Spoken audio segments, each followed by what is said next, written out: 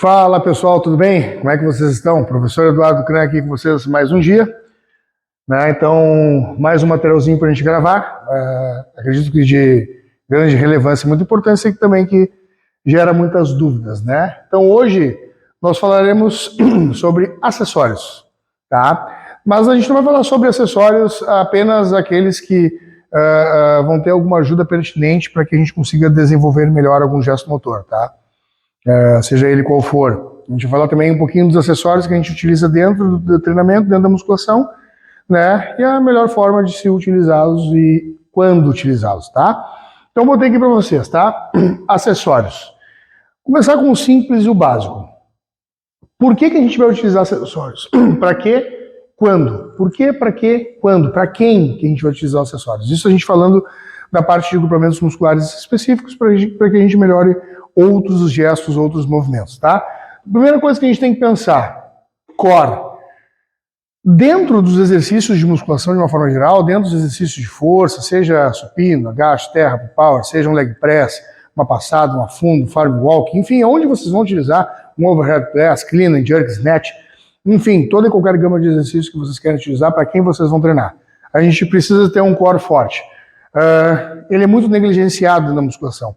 O core ele é composto por uma série de grupos musculares. Compõe o assoalho pélvico, né, o obturador externo, o obturador interno, gêmeo superior, gêmeo inferior, glúteo máximo, médio, quadrado da coxa, enfim, todas aquelas musculaturas maiores e menores que envolvem o assoalho pélvico, né, ali um certo trabalho de elipsoas, abdômen supra, infra, oblíquo e a musculatura paravertebral e eretores da espinha posterior e inferior, juntamente com o quadrado lombar.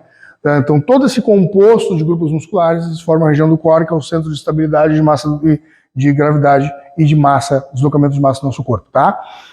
Se a gente não tem um core forte, a gente não consegue executar uma série de exercícios fundamentais, né? Principalmente esses exercícios mais básicos multiarticulares que exigem uma demanda maior de força, porque envolvem muitos grupos musculares. Então, quando vocês não botam exercícios de core para vocês, no treino de vocês, dificilmente vocês vão conseguir evoluir em diversos exercícios. Por exemplo, prancha, perdigueiro,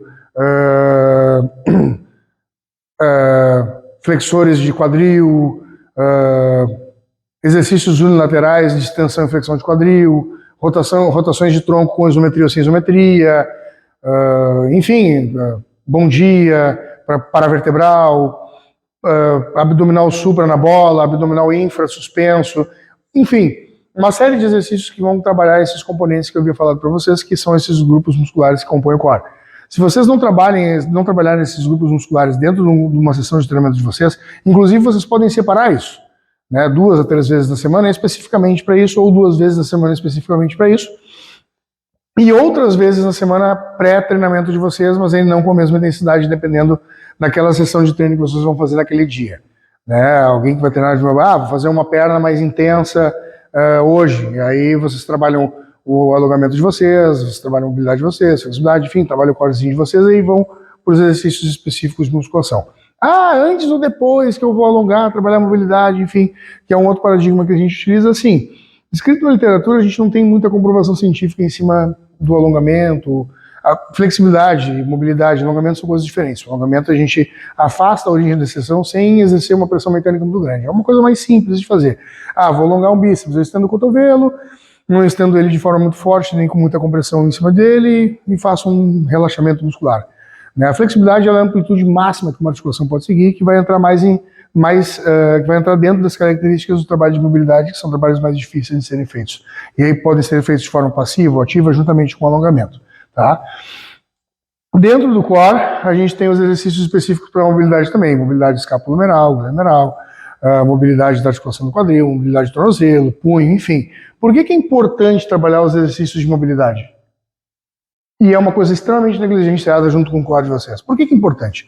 Primeiro, saúde articular. Então a gente tem ali articulações que são formadas por elastano, elastina, éster de proteínas, elastina, éster de proteínas e colágeno, enfim, né, diversas outras estruturas adjacentes a ela que vão fazer toda essa composição dessas articulações, juntamente com a lubrificação, através dos líquidos sinovial, das bursas, enfim.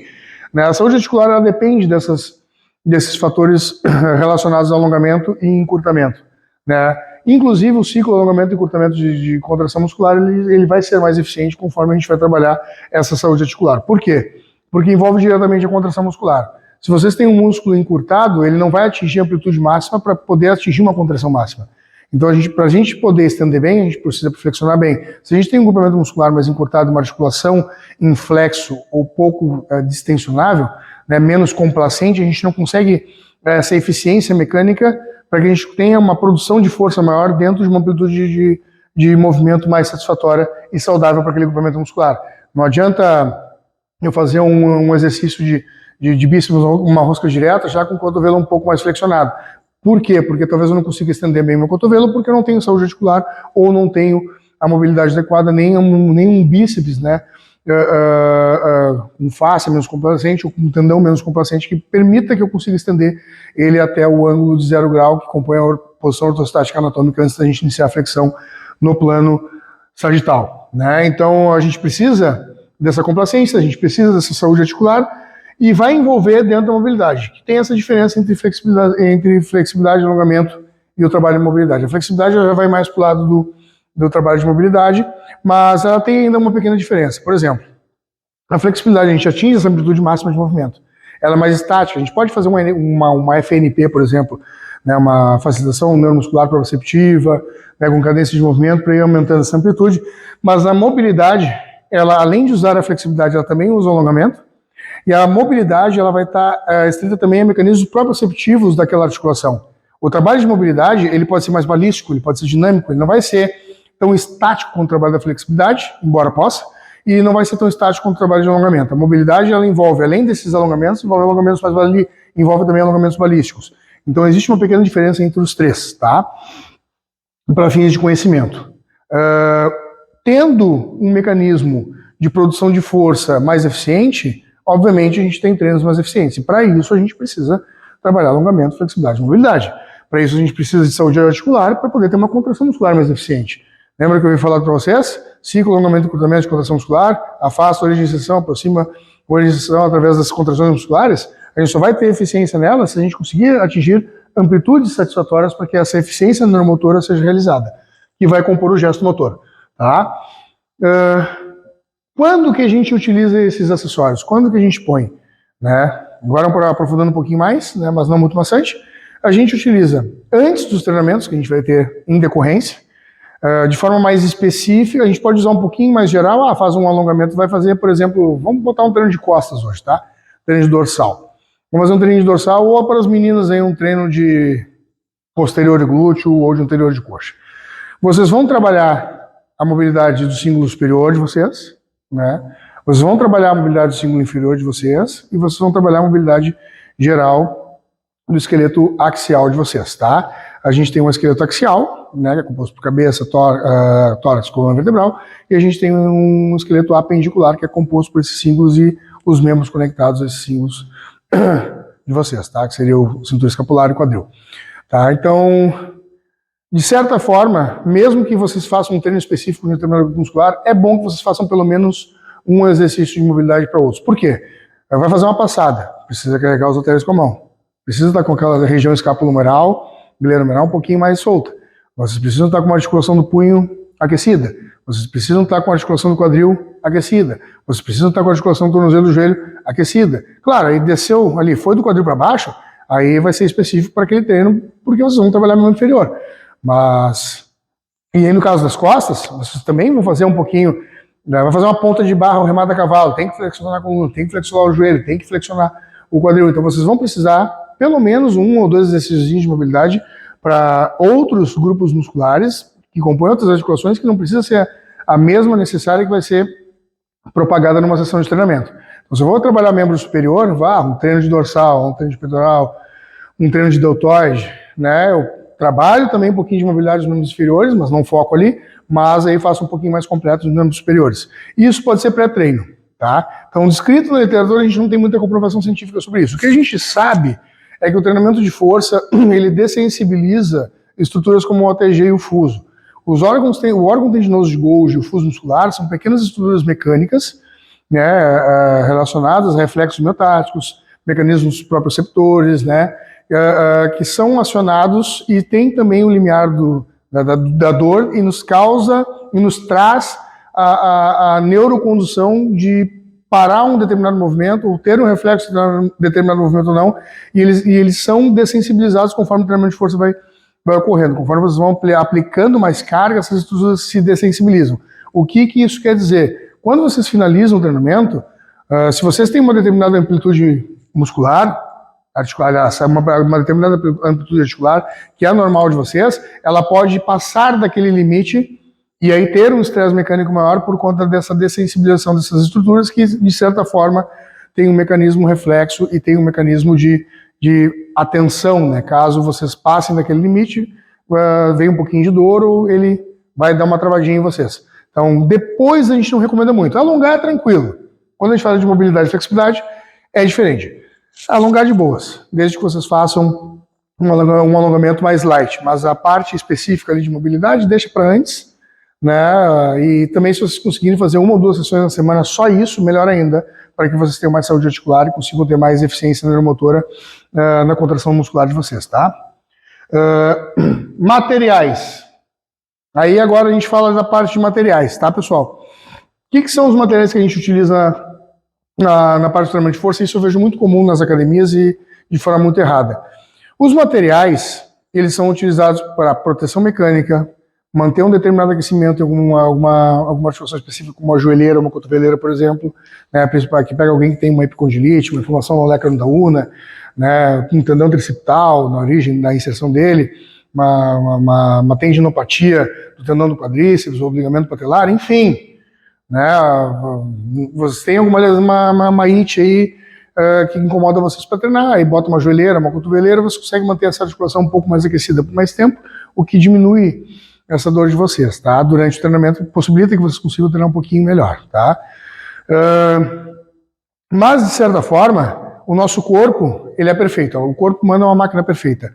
A gente vai sofrer esses três elementos, as forças de compressão, em detrimento do treinamento de força, do leg pesado que vocês fazem, do supino pesado que vocês fazem, do overhead press pesado que vocês fazem, da elevação de quadril pesado que vocês fazem, a gente vai ter forças incidentes ali. Essas forças de compressão, elas têm uns certos elementos nas nossas articulações, tendões, ligamentos, né, que compõem a nossa estrutura musculoesquelética e a osteotendínea. Então, isso a gente não tem como escapar, é ação da gravidade física pura. Né? Vocês vão sofrer com a ação da gravidade se vocês trabalham com uma sobrecarga e essa sobrecarga ela vai incidir em cima disso. Né? Então, a gente usa, o nosso corpo, ele tem mecanismos próprios de defesa. Ele tem mecanismos próprios sinérgicos, agonistas, antagonistas. A gente tem contrações musculares específicas para isso, isotônica ou dinâmica concêntrica, excêntrica, isométrica, isocinética. Enfim, a gente tem vários mecanismos que norteiam uma contração muscular e que estão relacionadas também a essas articulações que estão sendo utilizadas no treino que vocês estão fazendo.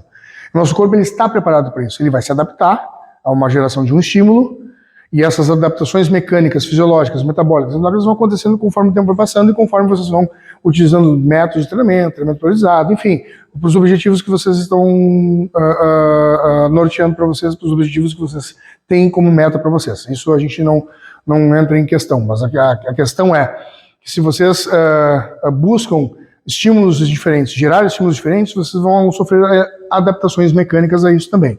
Né? E o nosso corpo ele está preparado para isso. Conforme a gente vai atendendo essas adaptações mecânicas, a gente vai aumentando a probabilidade de a gente conseguir fazer esses exercícios e vai ter um core mais reforçado, vai ter uma articulação do punho mais reforçada, né? Um pronador quadrado, um supinador, um pronador redondo, braquioradial, peitoral clavicular, esternal, costal, trapézios, escalenos, enfim, todos os grupos musculares, vocês, desde os agonistas e antagonistas até os sinergistas e estabilizadores, vão se reforçando. Eles se reforçando, o corpo de vocês fica preparado para assumir essa sobrecarga do treinamento com relação às ações da gravidade também, biomecanicamente falando.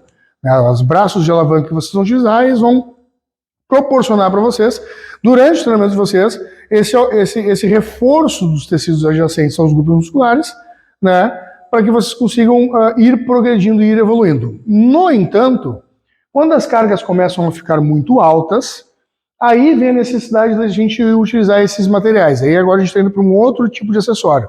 Não é o acessório que vai fazer com que vocês reforcem os grupos musculares de vocês para que vocês consigam melhorar o desenvolvimento de outros exercícios. Né? São os acessórios que vocês vão utilizar para que vocês consigam se proteger um pouco mais e até evoluir nas cargas em outros exercícios.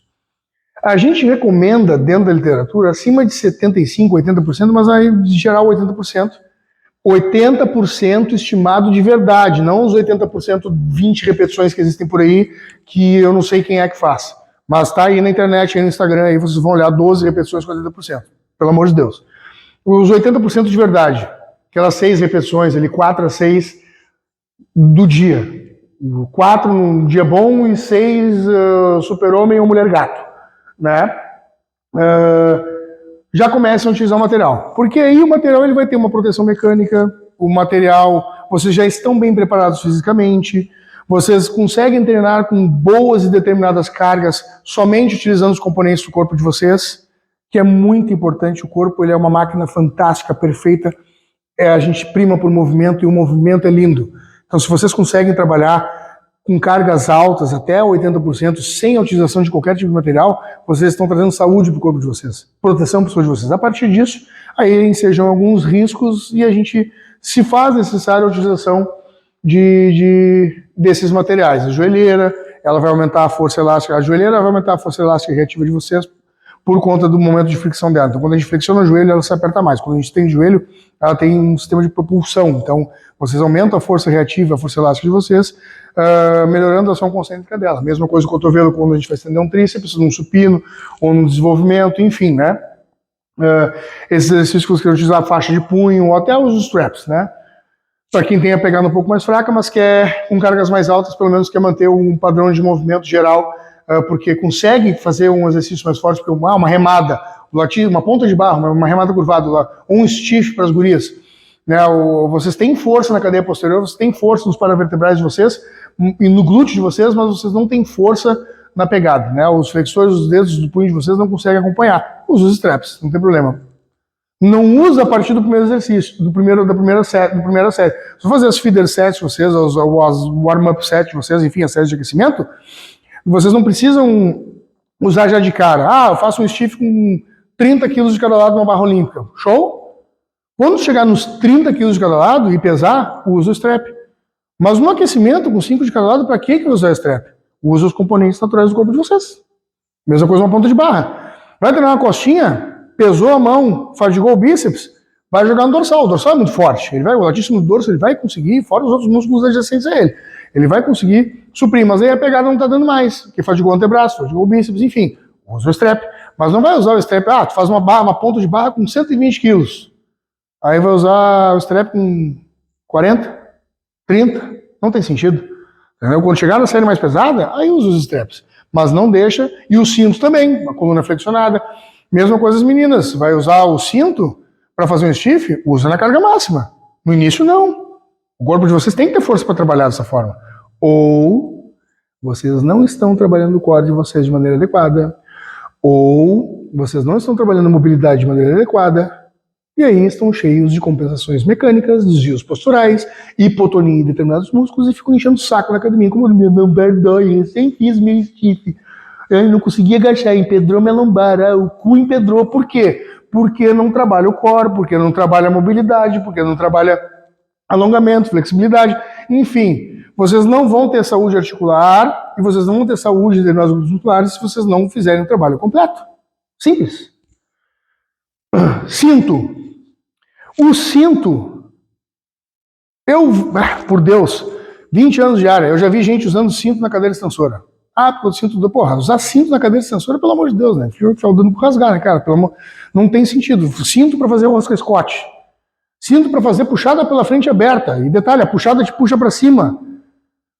Te pendura na barra, ela te prende na coxa e te pendura na barra. É para praticamente descomprimir os discos vertebrais, o cara vai lá e usa cinto para fazer uma puxada pela frente. Né? Enfim, o cinto ele é muito importante, mas também ele é um artifício para ser utilizado mais. Faixa de joelho.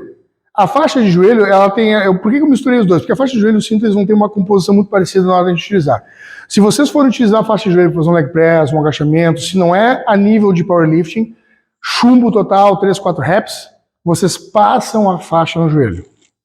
Botem a faixa. Não esganem o joelho de vocês. Quando vocês forem fazer séries mais altas, num perfil não anaeróbio alático ou sistema fosfagênio, ATP-CP, vocês vão buscar alguma coisa mais metabólica, um anaeróbio lático, 8, 10, 12 repetições para cima, beleza. Aí vocês passem a faixa para fazer 8, 10, 12 repetições. Se for uma carga interessante. Agora vocês vão chumbar 4, 6 ali no estouro, aí apertem minha faixa porque ela vai necessitar de uma compressão maior, porque ela precisa ajudar vocês mais e proteger mais a articulação. Acima de 80. Né? Claro, 10, 12 repetições, 50% não dá, mas digamos que vocês querem fazer 70%, as 12 repetições, que aí já é factível com a realidade, mas é difícil, aí passa uma faixinha para ajudar. O cinto.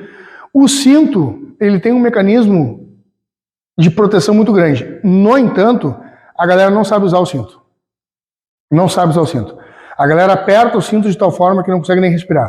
Para vocês poderem fazer o bracing do core, que é aquela estabilização de todo o centro de gravidade de vocês de massa que compõe o core, para vocês poderem ter uma mecânica respiratória satisfatória, diafragmática, durante o movimento, vocês botarem um cinto extremamente apertado, vocês perdem tudo isso.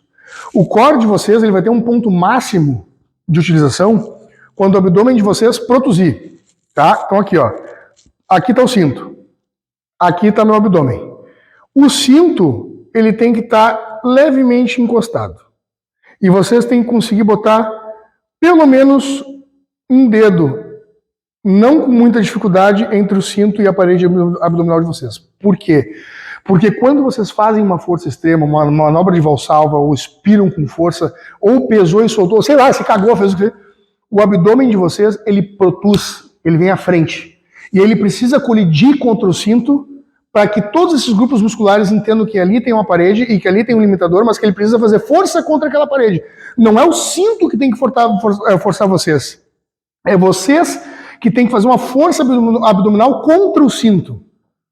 Então, se usar apertado demais, não vai usar o core. E se não usar o core, que também é um mecanismo de proteção, não vai estabilizar como precisa. Não vão conseguir respirar direito, ainda podem hiperventilar, entrar em colose, desmaiar com a barra nas costas, e aí vai dar um acidente na academia, vai atrapalhar todo mundo, ninguém vai treinar, porque vocês são um cu de cachorro, não sabe botar um cinto.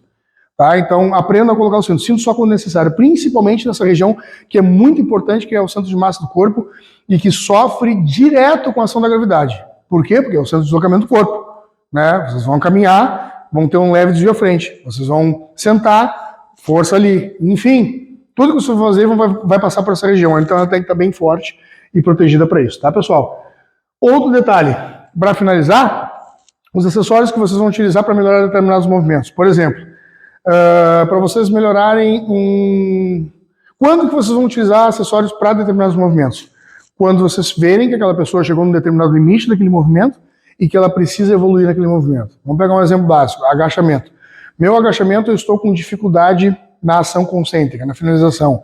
Agachamento com pausa ou no box. Por quê? Porque eles vão utilizar mais a força do quadríceps para impulsionar.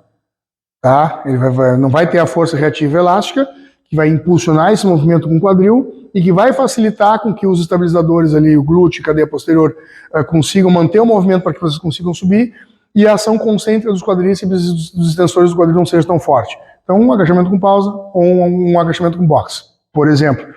Eu tenho dificuldade de finalizar um supino. Supino no board. Por quê? Encostou, matou a força reativa do peito ou do leg drive, dali em diante ele tem que ter uma ação concêntrica maior. Vai aumentar a força do ombro de vocês, do tríceps de vocês para a finalização de movimento. Levantamento terra. Eu tenho dificuldade de tirar um terra do chão. Eu consigo finalizar bem, mas para tirar a barra do chão é um inferno. Terra em déficit. Por quê? Porque a trajetória da barra é maior, porque o eretor da espinha de vocês vai ser, os paravertebrais da cadeia posterior de vocês, como o glúteo, por exemplo, a cadeia posterior da coxa de vocês vai ser mais utilizada, porque o ângulo de movimento é maior, porque ele já está num alongamento maior, ele precisa de uma contratividade maior, então vocês vão ter lá na frente, com bastante trabalho no terra mais explosivo, vão arrancar a barra do chão com mais velocidade, enfim, pontuar essas questões. Exercícios de glúteos mais forte, elevação de quadril pesada, ou unilateral, tanto bilateral quanto unilateral. Enfim, para vocês aferirem isso, vocês precisam ver quem vocês estão treinando. Se vocês estão treinando pessoas que têm dificuldades depois de uma... Eu vejo, o que eu vejo? Eu vejo a galera botando acessório e sem necessidade nenhuma. A pessoa não tem dificuldade para desenvolver aquele movimento e ficam botando acessório para aquele movimento.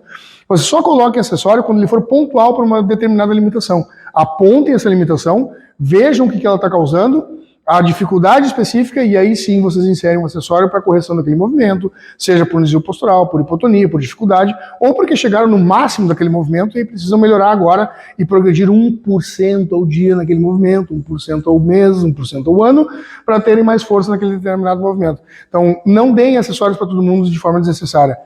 Averiguem, olhem e prescrevam um acessório adequado para aquela pessoa, para que ela evolua naquele movimento dentro das limitações dela. Perfeito? Espero que vocês tenham gostado de mais um vídeo. Esse passou um pouquinho mais aí do tempo, mas acho que é um material que vai ajudar vocês aí a esclarecerem determinadas dúvidas. Valeu, pessoal? Muito obrigado por tudo. Até a próxima.